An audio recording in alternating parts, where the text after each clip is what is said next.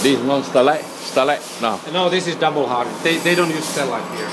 And I discussed with this owner about the new blades, and he said that no need, they're quite happy with Acacia and double hard blades. Now they are using the same blade.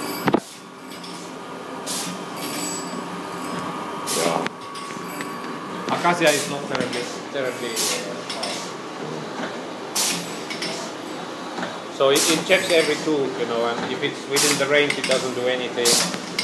But if it needs bending, then it bends it until it's correct.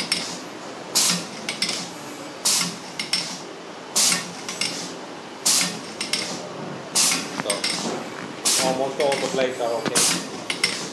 For the teeth. Yeah, but sometimes, you know, you have a hard spot like a little stone, and then one tooth is bending more than the other.